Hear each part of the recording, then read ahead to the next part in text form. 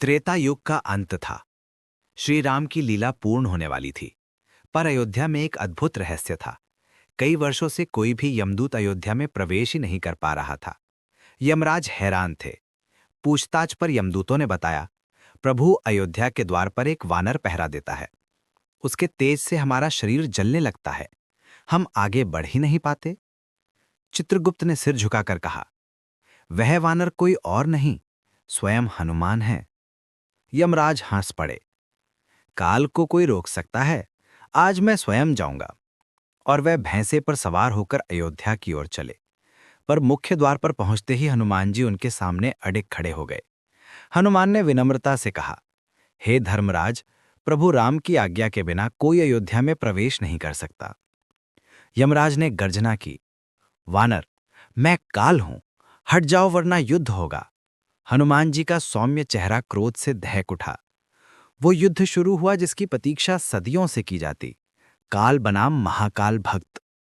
यमराज ने विशाल गदा चलाई। हनुमान जी ने भी अपनी गदा उठाई।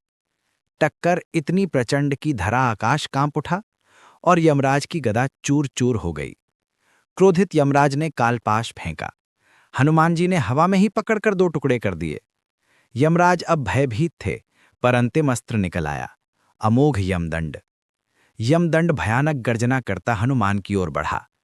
युद्ध भूमि में प्रकाश उमड़ पड़ा। हनुमान जी ने विकराल रूप धारण किया। यमराज एक चींटी समान लगे और अगले ही क्षण हनुमान जी ने पूरा यमदंड निगल लिया। यमराज के होश उड़ गए। गदा के एक प्रहार से वे घायल होते हुए यमलोक लौट भागे। इधर हनुमान जी प्रभु की गिरी अंगूठी खोजने सुमेरु तक जा पहुंचे और वहां पिछले कल्प के हनुमान से मिले। इसी बीच यमराज वेश बदलकर श्री राम के पास पहुंचे और उनकी लीला पूर्ण होने की बात हुई, जिसका परिणाम था लक्ष्मण जी की जल समाधि। जब हनुमान जी लौटे तो श्री राम धाम जाने को तैयार थे। हनुमान सब समझ गए। यह सब प्रभु की महान लीला थी। प्रभु ने उन्हें कलयुग के अंत तक पृथ्वी पर रहने का वरदान दिया। और इस प्रकार महाकाल भक्त हनुमान और कालदेव यमराज का यह दिव्य संघर्ष समाप्त हुआ।